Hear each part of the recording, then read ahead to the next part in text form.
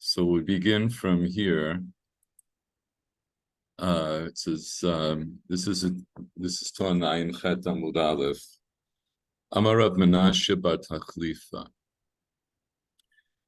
Rav Menashe, the son of Tachlifa, said, he said, Amar Rav Amram, Amar Rabba bar Chana. Right, so he said in the name of Rav Amram, who's in the name of Rabba bar Chana, Shalu et Rabbi Elazar. So Rabbi Elazar was he's a Tana.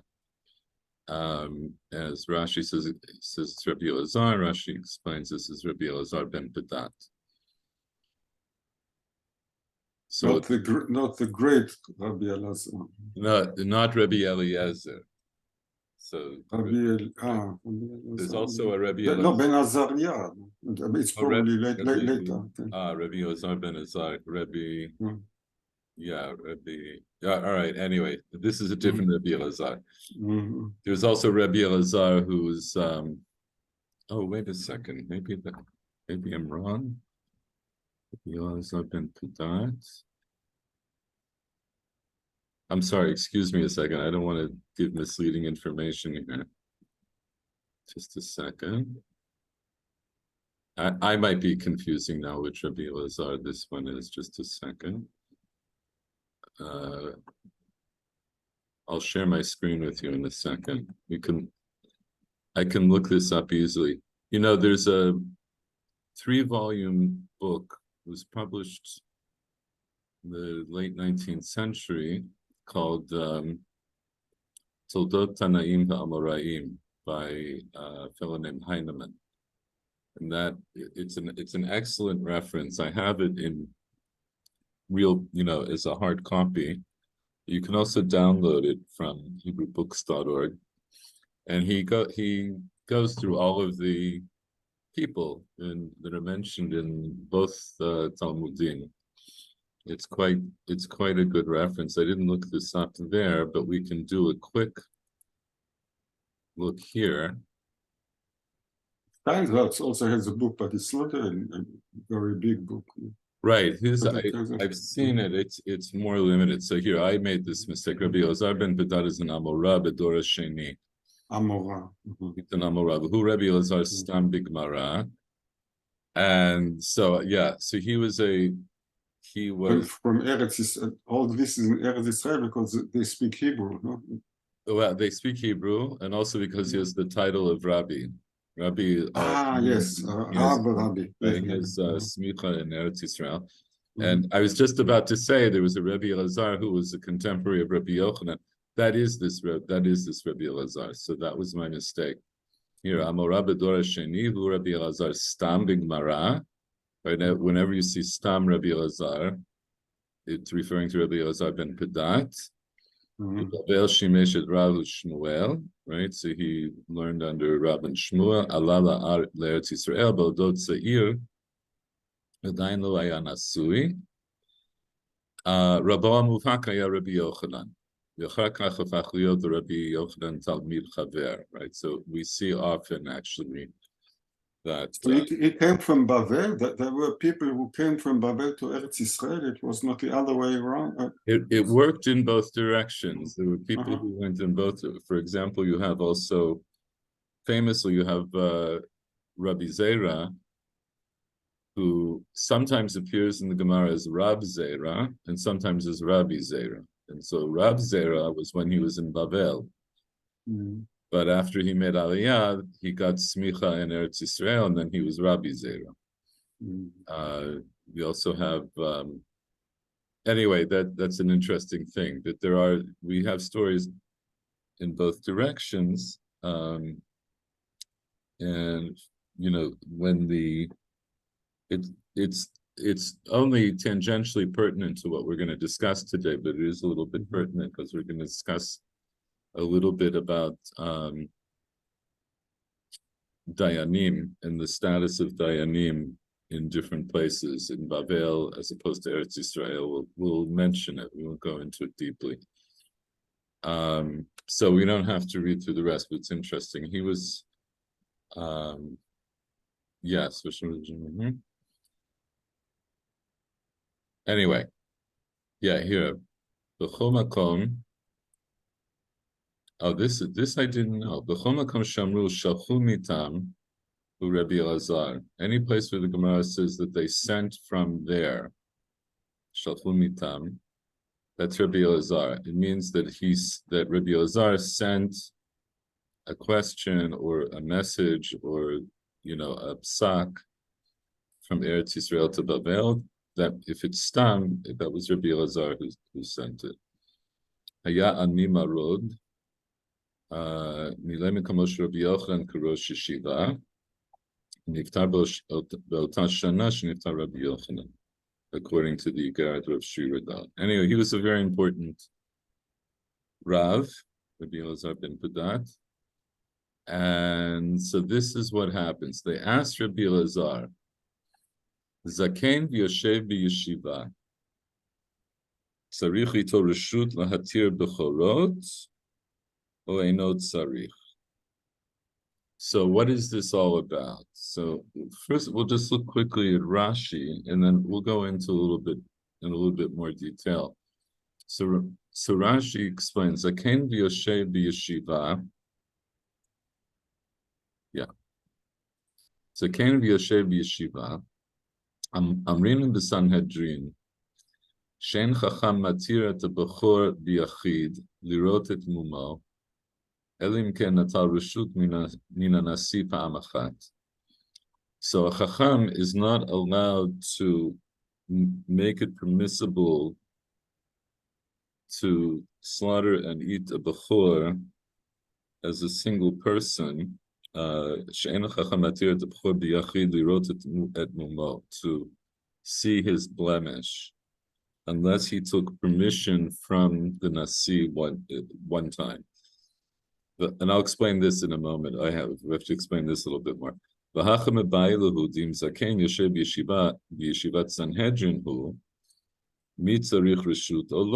And now they're asking question, what if he's already an elder who is part of the Sanhedrin?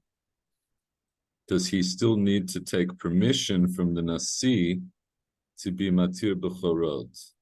V'hadanakat lahacha, and the reason this, right, that which they took it here, in other words, that the reason that it comes up here in our Gemara, mishum debai lamemar, because later on they have to say, in other words, they're going to continue on to say, "Betu kamabai luhu ma'u latzet b'sandal shel sha'am b'yom kippurim," because they asked him this question, and when we finish discussing this, they ask him another question, which is, how did he hold about going in a sandal that was made of sha'am on Yom Kippur?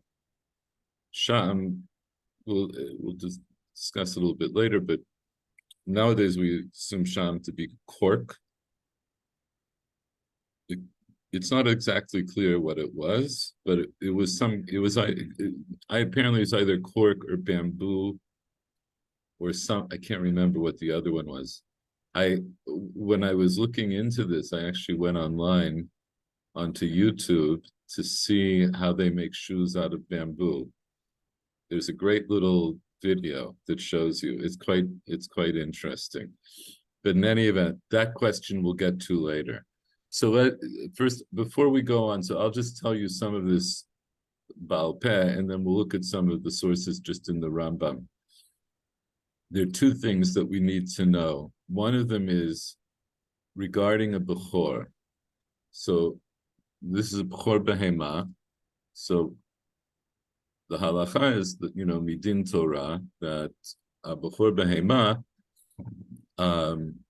belongs to the Kohen.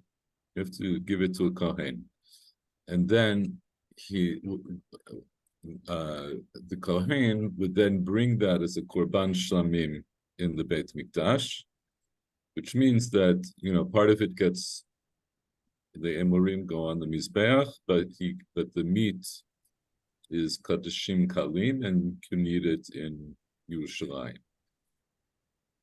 If the Bechor has a mum, if it has, right, a kind of blemish, then you're not allowed to bring it as a Korban Shlamim. And what happens is that it becomes permissible just to slaughter it and eat it as, just like not a non-korban, just like regular meat.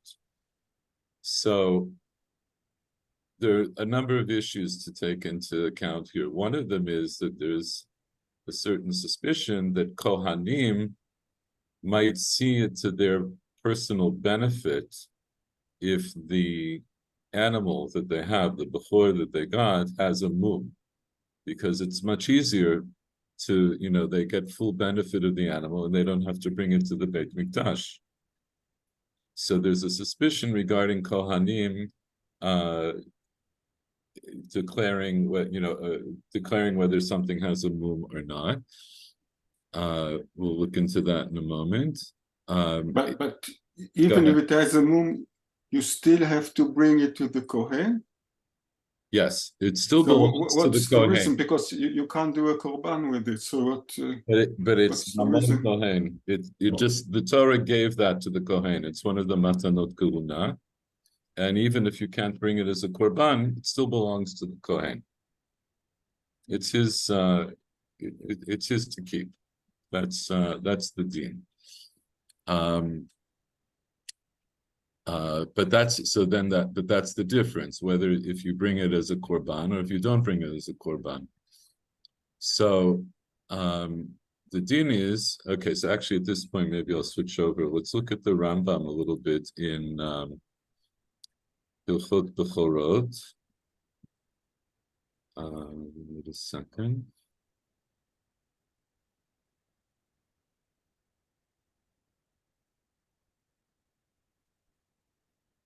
Let's look through some of these halachot just to give us a little bit of background. And let me make sure that I'm sharing the right screen. There we go. Okay, so this is the Rambam in Bechorot Perek Aleph. Mitzvah taseh lafrish kol peter rechem hazcharim ben ba'adam ben behemat tahora ben bemin hachamor. Right, so there's a positive commandment from the Torah. You have to take the peter rechem, so it's the firstborn by a vaginal birth. In other words, by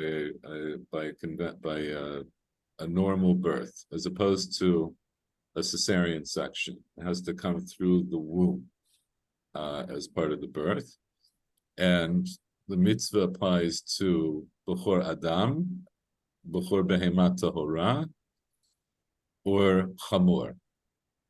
Ben shahayu shleimim, ben shahayu trefot, whether they're whole or whether they're trefot.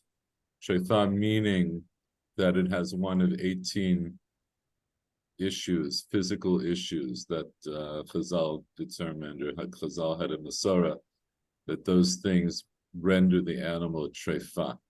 So, but regardless of whether it's whole or whether it's a trefa, there's still a mitzvah to separate this out and give, and we'll see what happens. They have to be mafrish. Shenamar kadesh kol b'chor peter kol rechem b'nei Yisrael v'adam v'behema lihu. That's right. That's in every sofer knows that because it's the first parsha in the Tefillin. The kulam lekohanim. All of them go to the kohanim. All of these bechorot go to the kohen. So bechor adam u'bechor chamor nifdin u'pidyonan lekohen. So the din for the bechor adam and the bechor chamor is that they're supposed to be redeemed. In other words, whoever owned them, right, whoever had a right to them. So technically, the rights go to the kohen, but you're supposed to give the kohen money in order to redeem the bechor adam and the bechor chamor. Bechor behemat tahora nishchat ba'azara kishar kodashim kali. So the behemat tahora is supposed to be shafted in the azara of the Beit Mikdash, like any other kachim kalim. Zokin damo maktirine murav. You have to also sprinkle blood on the mizbeach. You have to offer up the innards. Kamosha be'erna b'maseh korbanot shar basar ne'achal kohanim. But then the rest of the meat is eaten by kohanim. Shenamar ach padot tifdeh b'chor adam et b'chor behemat me'at tifdeh. In other words, right? Ach b'chor shor b'chulei lo tifdeh kodeshem. Ubesara miyelach. So this is later on that this is in, what is it? The end of Parshat Shlach, I think. Shlach or Korach, I can't remember now. But this is where the Torah says that there's a mitzvah to be podeh these bechorot. Bechor behemat Torah shuhu ba'al mum. So now we're getting closer to our issue. So what if there's a mum on this bechor? Ben shenolad b'mumo, ben shenafal bo mum acher, or mum achar shayat tamim. Whether it was born, whether it was congenital, right? It was born with the mum, or whether the mum came about after it was birth, after it was born tamim, right, without a blemish, but then it got a mum. Harehu lekohen. Nonetheless, it belongs to the kohen. Im ratzah, ochlo b'chol makom. If he wants, he can eat it anywhere. In other words, he doesn't have to bring it to the mikdash. He doesn't have to eat it in Yerushalayim. He can eat it anywhere. O mochro. He can also sell it. O ma'achilo l'mi shirtzeh. He can feed it to anyone he wants. Afil legoy, even to a non-Jew. Mibnei shuhu chulin. This has no kedusha anymore once it gets a mum. שנאמר וחייה בו מום פיסח או עיוור וכולי, הטמא והטמא יחדיו כצבי וכאייל, והרי הוא נכסי כהן. So we learn out from that's right. We learn out from this pasuk. That's Parshat Re'eh, and it's nichsei kohen. It's property of the kohen.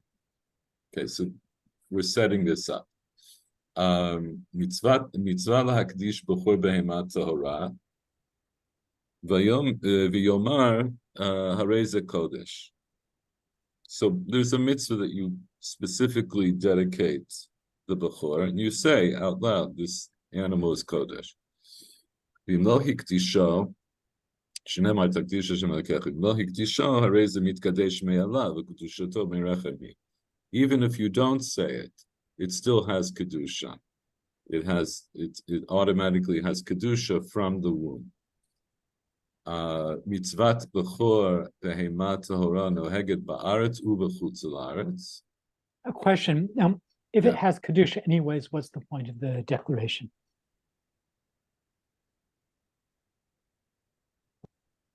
Interesting you should ask this, because somebody asked me a similar question recently in my other shir. There's a certain notion regarding mitzvot from the Torah that there's certain things that Chazal say you do them the mitzvah, below the ikuva. That is, you're supposed to do the mitzvah in a certain way, but it does. If you don't do it that particular way, it doesn't hold it back. It's a similar but not identical idea to the chatchila and b'diavad. And since we're mentioning it, I'll just say briefly what the difference is. The idea of mitzvah is something we associate more with this idea of mitzvah min muchar. There's a better way to do the mitzvah, but the mitzvahs will be accomplished even if you don't do it in that particular way. When you talk about l'chitchila and b'diavad, it's based on a different notion. That l'chatchila means if you come to do a mitzvah and you consult an expert, you ask the Rav, how do I do such and such a mitzvah? He tells you how to do it, and that's how you're supposed to do it. But what if you went ahead and did what you thought was the mitzvah, and now you don't know if you fulfilled the mitzvah or not? So that's b'diavad literally means after the fact. In that b'diavad is in that b'zeshu kvar asa. After you've done it, then you come and you consult and find out if you were yotzei or not. So there's a Ramban in Masechet Chulin where he says that the Torah doesn't actually distinguish between the chatchila and b'diavad. He doesn't talk about this other idea of mitzvah and v'lo le'ikuva, but that's talked about elsewhere in the Gemara. So I think that's a long way to answer your question. That is, ideally, you do that. Now you can give reasons why it's more ideal, but the point is that it's something that you should do. But if you don't do it, it doesn't matter in terms of the kedusha of the animal. The animal will still be kadosh. Okay. Actually, we can skip that part. And another question. Sure. All these things, first, they are only relevant if you live in Eretz Israel and not too far from Jerusalem. But if you live in Bavel or somewhere in Rome, I don't know, but very far away in Egypt, Or even in what Babel. are you going to do? So and then after after Churban HaBayit, what happened with this? okay, so actually we're going to talk more about what happens after Churban HaBayit, because that's the more relevant thing. But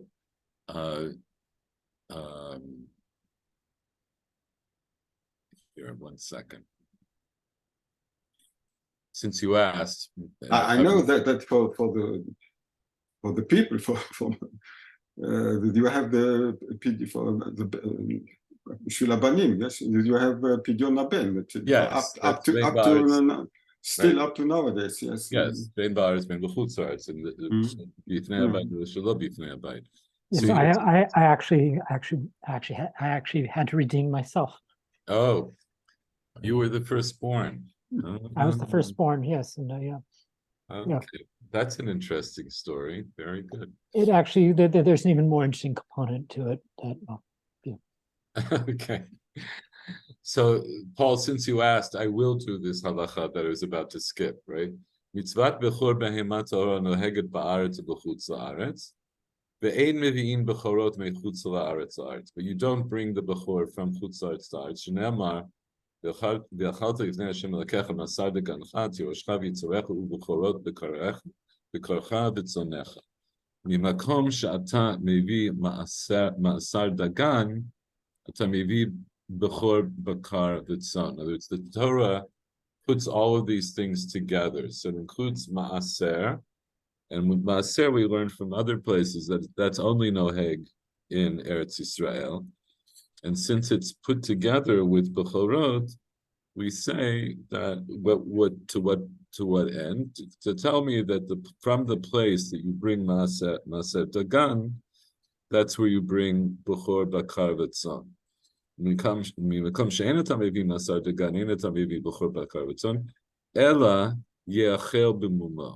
what's the din? So, but on the other hand, what can you do with it? So what you're going to do, and the Rambam explains this later, you put it out to pasture and you wait for it to develop a moon. Eventually it will develop a moon. And once it has a moon, then he already explained, once it has a moon, then the Kohen can slaughter it and eat it anywhere he wants, even in Chutz La'aretz. V'im hevi, and even if you bring it from Chutz La'aretz to Eretz Yisrael, ein mekablim mimenu, you don't accept it from v'lo yikarev, el ye'achel b'mumo, it's still eaten with its moon. Mitzvah zu noeget bein bifnei habayit, bein shelo bifnei habayit, kamo ma'asar dagan, ve'ina noeget b'muktashim, kishehin b'kdushatan kodem shipadu, bein kodshei mizbech, bein kodshei bedek habayit. Right, that gets a little more technical, but if something is mukdash, like if you were makdish an animal, merechem, that you said, I'm going to give this animal to Bedek Habayit, I'm going to give it for the upkeep of the Beit HaMikdash, then you've removed it. That takes precedence over its status as a Bechor. Okay, wait a second.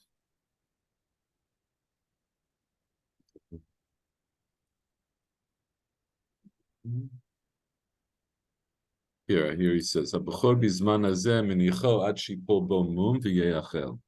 nowadays, because it's impossible to bring it as Kachin Kali, so nowadays everywhere, including in Eretz Yisrael, then you just wait for it to get a moon, and then once it has a moon, then you can slaughter it. ועד שלא נראה להראותו לחכם, רשאי לקיימו 2 ו3 שנים. ומי שנראה להראותו לחכם, אם נולד בו מום בתוך שנתו, רשאי לקיימו כל 12 חודש. נולד אחר שנתו, מקיימו 30 יום. So until it's worthy of showing to the Chacham, you're allowed to keep it for even 2 or 3 years. But Mishnire Laharoto Chacham, you have to, that if it gets a moon during the first year, then you can keep it for 12 months, and after the first year, you only have another 30 days. Okay, we don't have to go into that. Shana shel bechor, avar v'icher.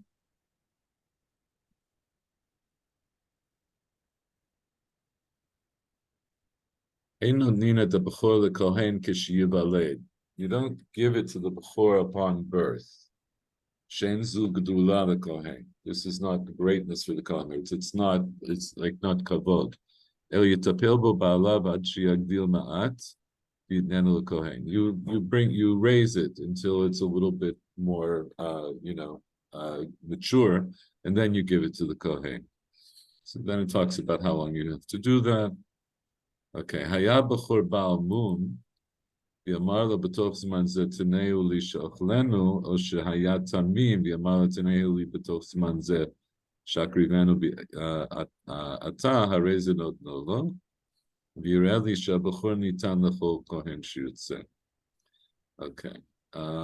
You can give the kohen to any kohen. You can give it to any kohen you want. Let's see.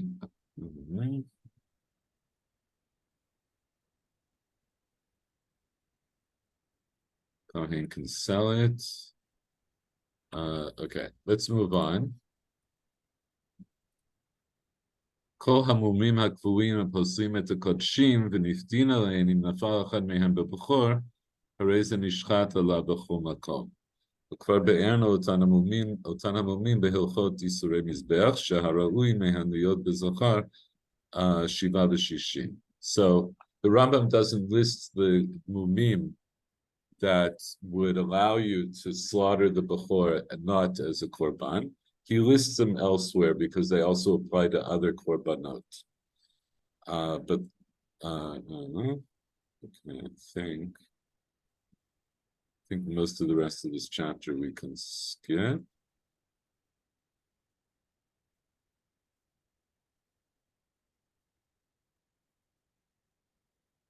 Wait a second. Actually, here. Go here. Okay. Mm-hmm. All right. He talks about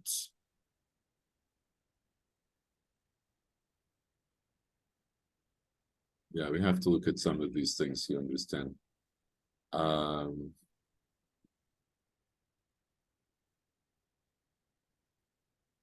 Let's look at this. Hamatil mum bebachor. If you actively put a blemish on the bechor, ho'il v'asa beira konsinoto, ve'eno nishchat al mum zeh, ad shipol bo mum acher me'elav. Okay, so this is now getting though into this issue, because remember, there's an incentive for a kohen to put a mum in the bechor, because he'll get, he'll be able to slaughter it and get benefit from it. So, but it's basically it's a sur for anybody to put the mum in the bechor, and even though midioraita, at that point, it has a mum, so you can slaughter it and you don't have to bring it as a korban, but konsinoto, the chachamim made a knas, a fine, and the fine is eino nishchat al mum. So the fine is that if you purposely put a mum on the bechor, then you're not allowed to shecht it and eat it. You have to wait until it develops some other mum. But if the person who put the mum on the bechor dies, then his son is allowed to shecht that bechor that his father put onto the bechor. Shelo kansu beno acharav. They didn't make the kanas. It's not heritable. It doesn't go down as something that the son inherits. But now we're getting into this question about mumim that are put on actively by people, as opposed to just happening by chance when it's out grazing. So aragil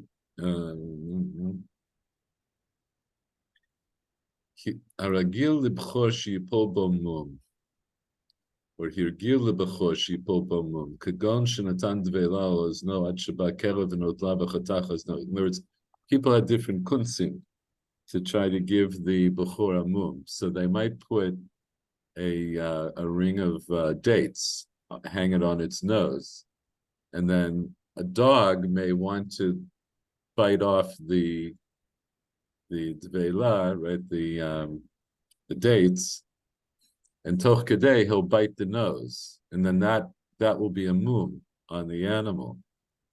O shahalach bo Paul, you look shocked, but people, people are clever. O shalach bo ben barzel v'ashashiyot.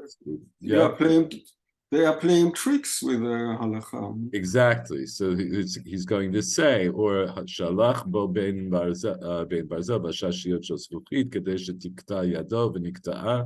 In other words, he had him walk through iron or broken glass so that that it'll damage his paw, I guess you call it a paw, his foot, his hoof.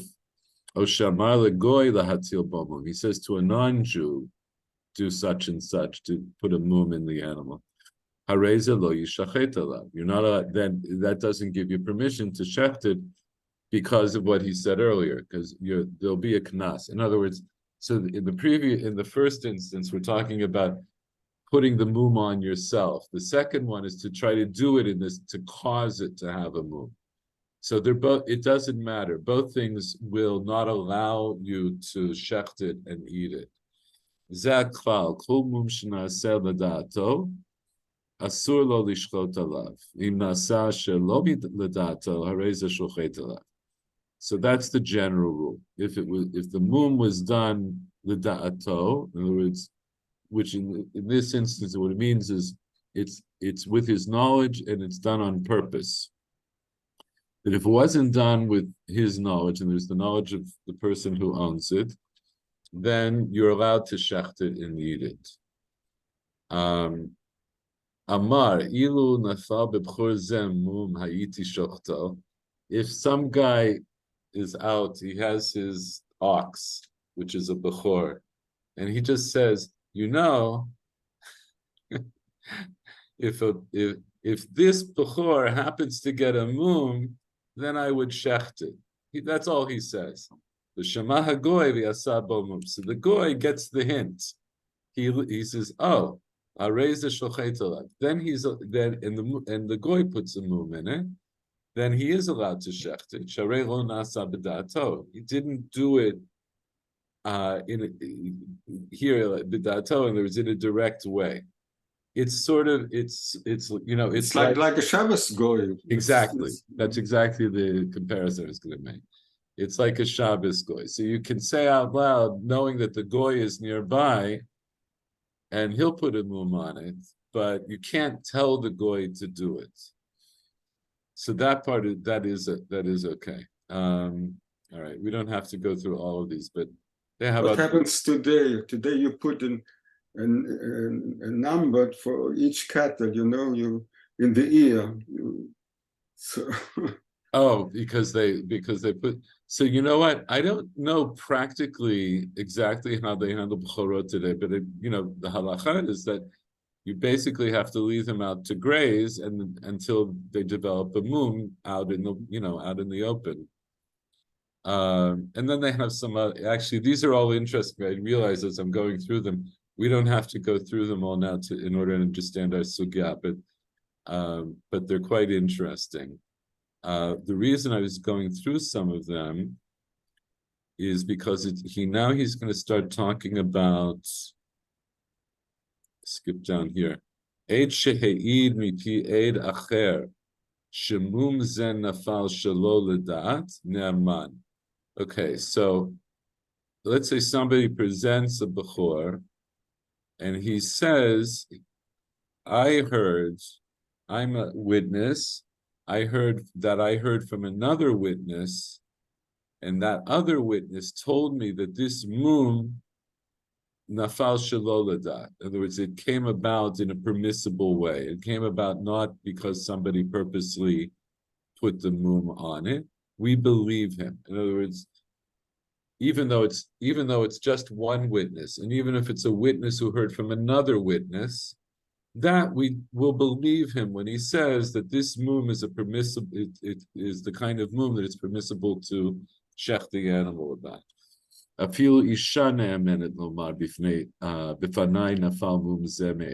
Even a woman is believed.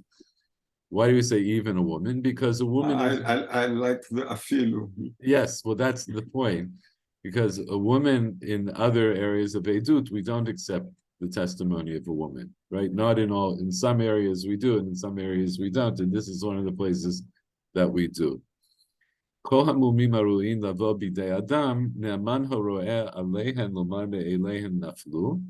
Any kind of mum that would normally come about, or maybe has to come about, it could only have come about by human hands. In other words, right? So some mumim are natural, like we say, some are congenital. So let's say, just to take an example, let's say the animal was born with 3 legs instead of 4 legs. So that's a huge mum, right? An extreme example, but it's possible, it can happen. But there's certain kinds of mumim that we know are only going to happen because maybe it was whacked with an iron bar or something like that. So any kind of mum that it's right, that it's ra'ui, that it's worthy isn't the right, but whatever, that it could have come about by way of a person. Then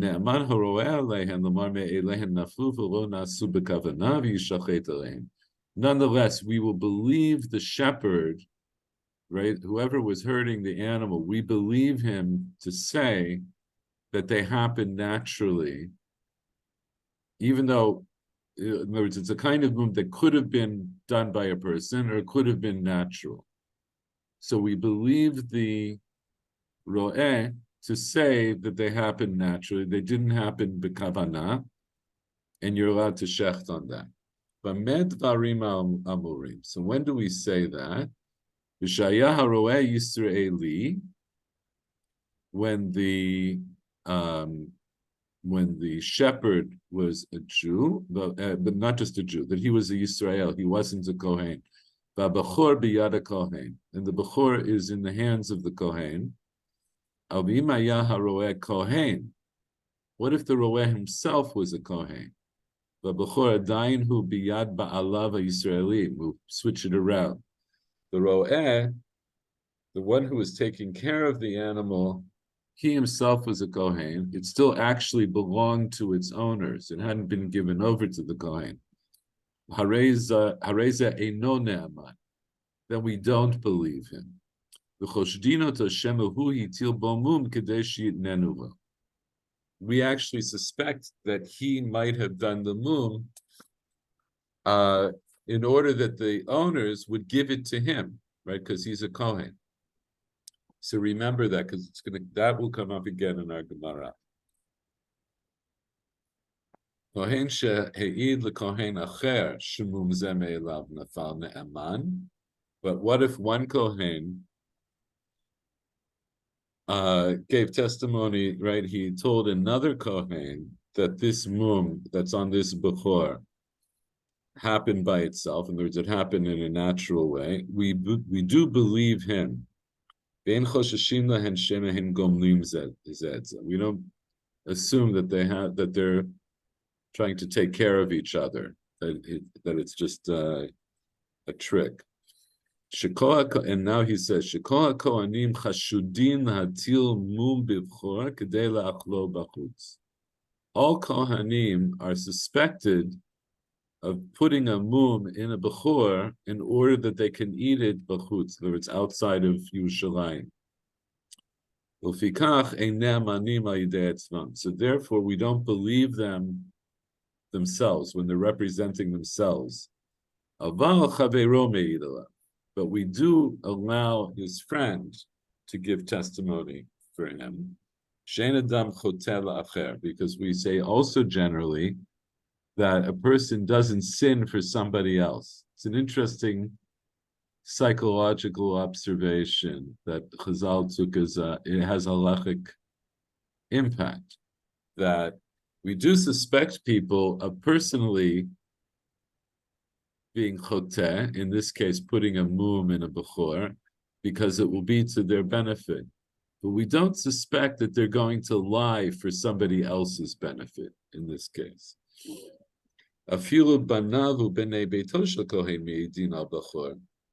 Even the sons, right, and other members of the household are allowed to give testimony about a bechor that it had a natural mum. Avalo ishto, his wife we don't believe, because ishto kegufa. Woman is the wife is just like the husband. We may come back to some of these, but I'm going to skip the rest. Let's go to the beginning of the next chapter. It's interesting that you can suspect a Kohen. You would say, yes, Kohen is a respectable person. Well, you know, if you recall back to when we were learning the Mishnayot, you know, you remember that Kohanim are not necessarily the paragons of virtue, right? Yeah, I know there were Kohanim Gedolim who were not just that, not really respectable. Let's say. Right.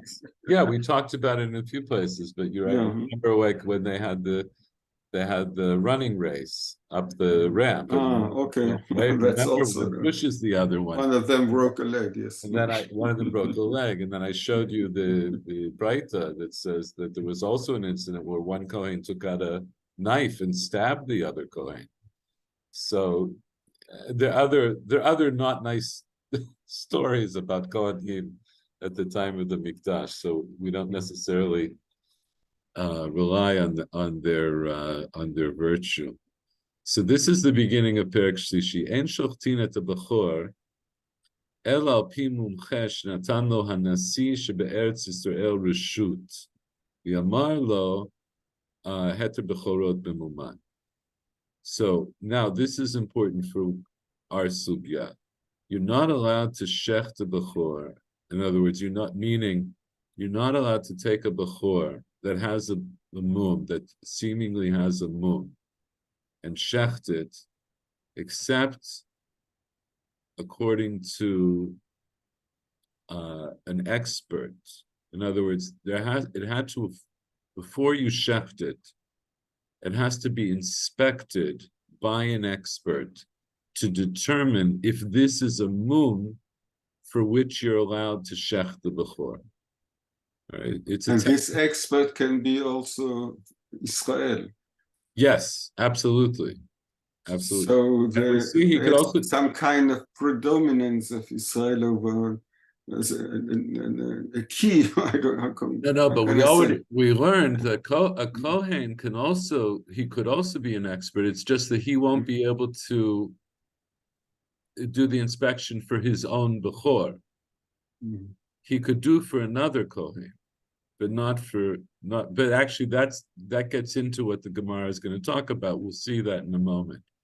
But basically, this is an important point. So the Rambam mentioned earlier, there's 67 different mumim, and you need an expertise to know which mum is a mum for which you're allowed to shech the bechor. So the point of this halacha is you have to bring in an expert. It's not enough that he's an expert. He has to have permission to make this kind of determination from the Nasi in Eretz Yisrael, right? So from the Nasi of the Sanhedrin. In other words, he has to give him, like you might call it, a sort of special smicha that says that he is qualified to make this call.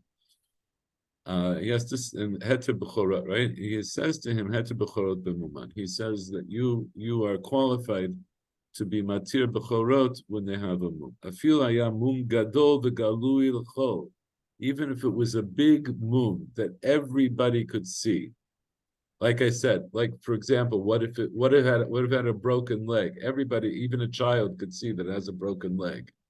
Or let's say one of its eyes got, gored out or something, lost one of its eyes. Those are both mumim, and they're both very easy to spot. Nonetheless, lo yatiro ela mumchesh natal reshut.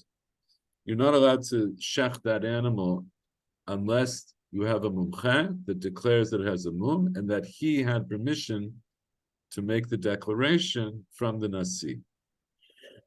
Something like a mashgiach kashrut, so we decides if something is kasher or no. It's similar. It's similar. It's not exactly the same in the sense that It's good. It's not something you eat it. you eat it. no, but the reason I say it's similar because in halachically, as long as a person knows these halachot, let's say of kashrut, they know the technical halachot. Here it's like al smach ma, that do you go and eat in other people's houses? Do they have a mashgiach kashrut? No, but you trust them because you know that they know the halachot of kashrut. So that's true that in principle that's true even if it's a catering hall or a restaurant or a factory. It doesn't matter. It's not. But for social reasons,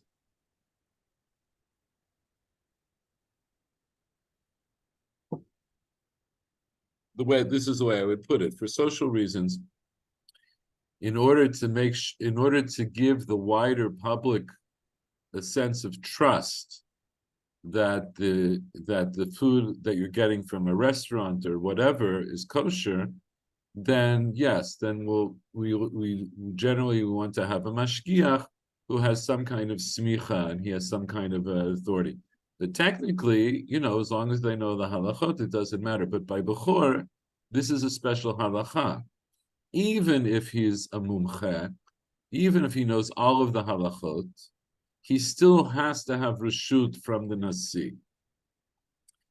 Afil hayamum gadol v'galui l'chol lo yatiro ela mumchesh natal reshut v'chol b'chorot adam ro'eh chutz mibchorei atzmo.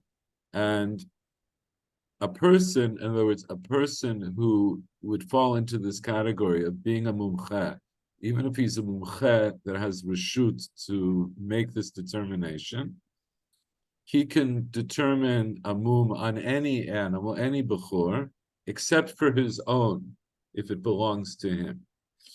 And that's a machloket in the Mishnah, and this is how Rambam holds. אם אין שם מומחה, והיה מום מן המומים הגלויים המובהקים, כגון שנסמת עינו, או נקטעה ידו, או נשברה רגלו, הרי זה ישחט על פי 3 בני הכנסת. We don't actually have to go into all this, but what if you don't have a mumcha? But you have a mum that anybody could see. So then you can get around this problem of having mumcha who came with reshut, as long as you have shlosha b'nei haknesset, 3 people from the Beit Knesset. V'chein b'chor shiatza lachutz la'aretz v'nafal bo mum muvhak hare ze nitar al pi shlosha b'nei haknesset. Okay. I don't think we have to go through all of these, but those are the main things that you need to understand about this issue with the bechor. Let's go back. Let me see if we have to also work 1 second. It's a quick introduction to this issue with bechor.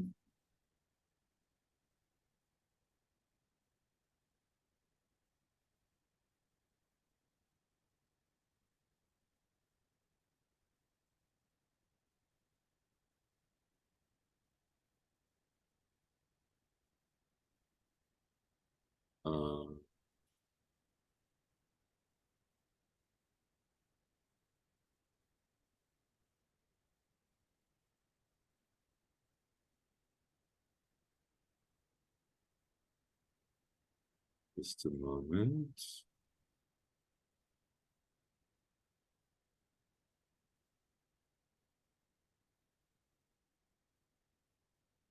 What we're looking at now, this is Hilchot Sanhedrin.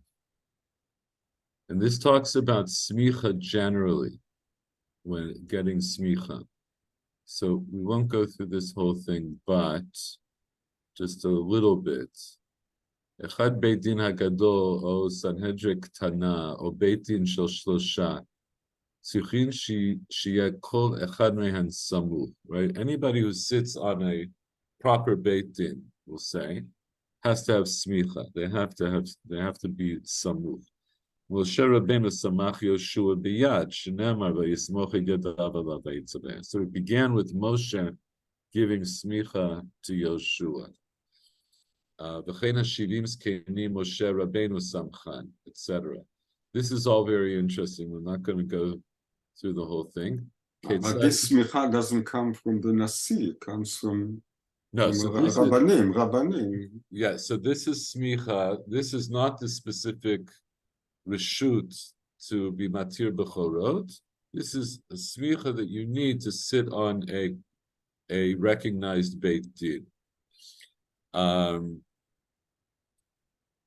Right. The ketzad he has smicha l'dorot. So how do you do smicha? Throughout history.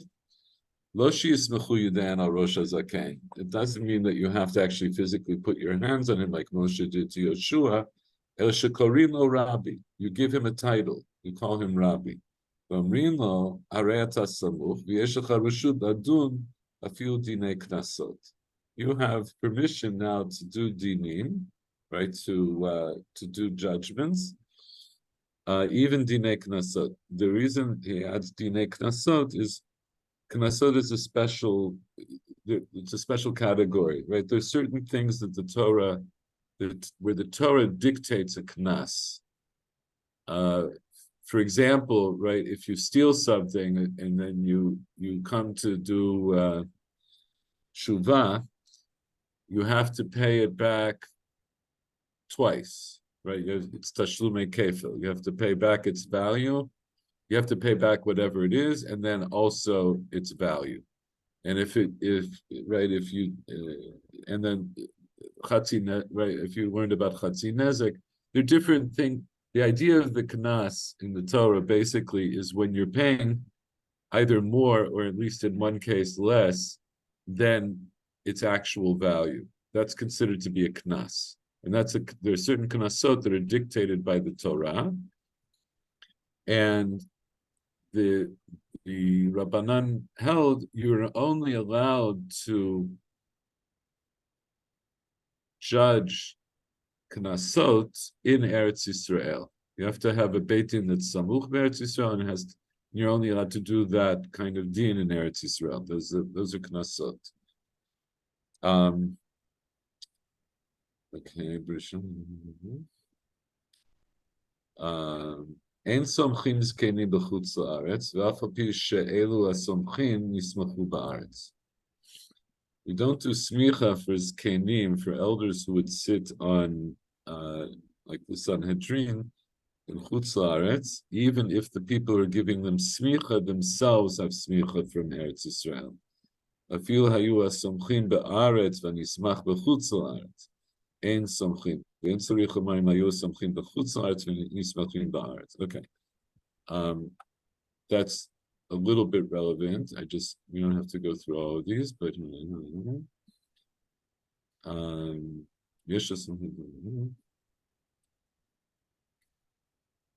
so anyway, this goes into a number of the details about smicha generally, and it talks a little bit, it gives us some idea of the things that are also distinctive about smicha in Eretz Yisrael. And we come here to Halacha Yud Gimel. Roshei Galuyot shebeBavel b'makom melech hein omdim.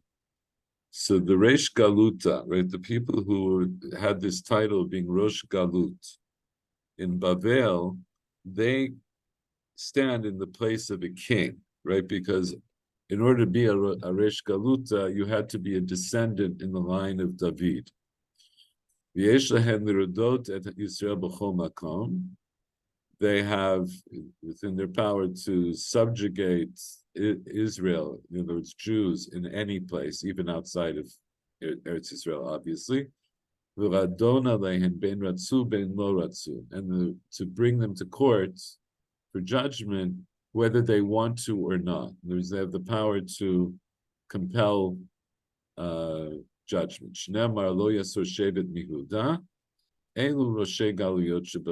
This is an interesting, it's a drasha from the Gemara in Sanhedrin, that they learn it out from this, right, from Yaakov's bracha to Yehuda, lo yasor shevet mi Yehuda, and they say the shevet is the scepter of the king, that that is a symbol of the king's power, and the Reish Galuta is now, as he says, he comes in place of the king.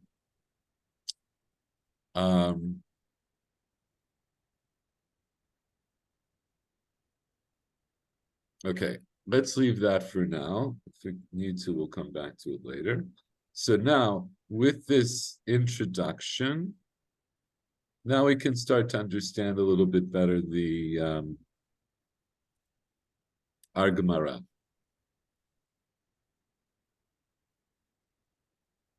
So now we understand. They asked Rabbi Elazar, Zakein v'yoshev b'yeshiva, tzarich litol reshut lahatir bechorot, o einot tzarich. So we learned that the basic din is that a mumche, to be right for mumin of a bechor, has to get reshut in order to from the nasi in order to be right sheishchatu alavet bechor, right? He has to get that permission. So now they're asking, okay, what if he didn't get permission, but he's a recognized zaken and yoshev yeshiva, he's already sitting in the Sanhedrin, and he just didn't get specific permission for this, but everybody knows he's a mumche. So does he still need to get permission to be matir bechorot or not? So Gemara says, so that was the question they asked. The Gemara says, "My kamabayile." So what exactly were they asking? My kamabayilahu. What were they asking? Hachi kamabayilahu. This is really to understand the question. We'll flesh out the question. Ki hadam aravili baravin. Davar ze hinichu lehem levei nesiya kedei lihitgader bo. Tzarich litol reshut.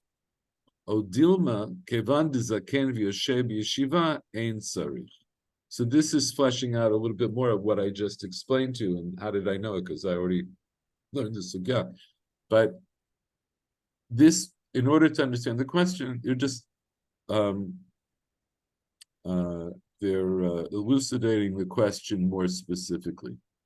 Davar zeh, Rashi explains, what's the davar zeh? Netilat reshut. This idea that a mumche needs to get permission to judge mumin.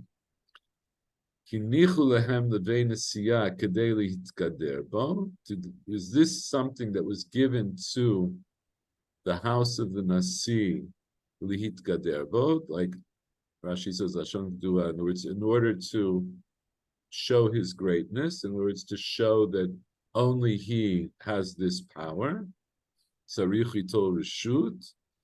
Odilma kevan dezaken v'yoshev yeshiva in tzarich. Maybe it doesn't apply, that it doesn't have to go through the nasi if he's a zaken v'yoshev yeshiva. So that was the question that they asked Rabbi Elazar, according to this version of the question. But then, Amar Rabbi Tzadok ben Chaluka al Ragla v'Amar Ani Ra'iti et Rabbi Yossi ben Zimra. So then this fellow, Rabbi Tzadok ben Chaluka, he stands up on his legs. And he says, I personally saw Rabbi Yossi ben Zimra, Shizaken v'yoshev yeshiva. He had this status of being a zaken v'yoshev b'yeshiva. V'amad b'ma'ala mizikno shel zeh. He was even at a higher level than the Nasi in terms of his learning. V'natal reshut lahatir b'chorot. And nonetheless, before he would be done b'chorot, he made sure that he had permission from the Nasi. So let's just stop here. So the answer to the question, according to Rabbi Tzadok ben Chalukah, is no. Even a zaken who's yoshev b'yeshiva, and even if he's greater than the Nasi himself, he still has to get that permission. Adkan. Now, Amarle Rabbi Abba says to him, to Rabbi Tzadok, he says, Lo kacha yama'aseh. That's not what happened. Kacha yama'aseh. This is what happened. Rabbi Yossi ben Zimra, in other words, the Rabbi Yossi ben Zimra that you just mentioned, Kohen haya. He was a Kohen. And this was really the question. Halacha ka Rabbi Meir damar hechashud bedavar lo dano v'lo meido. Odilma halacha ka Rabban Shimon ben Gamliel damar ne'aman hu al shachavero ve'ino ne'aman al shel atzmo.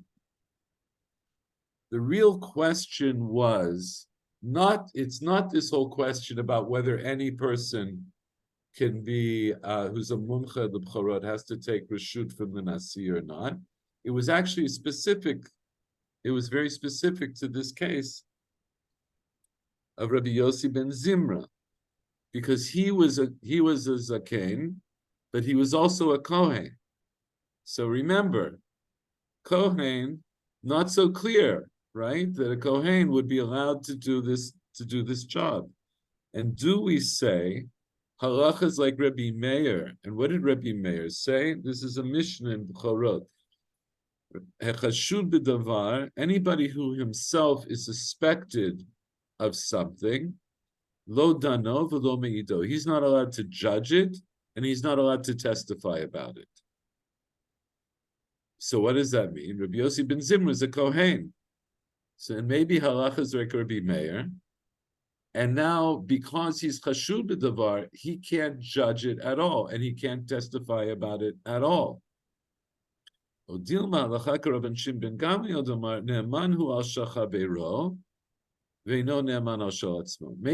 is not like Rabbi Meir. Maybe it's like Rabbi Shimon ben Gamliel, and he says no. Such a person who's chashud b'davar, ne'aman al shachav.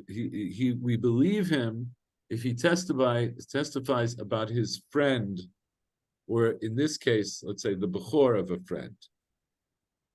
But he wouldn't be able to testify or to judge anything for himself.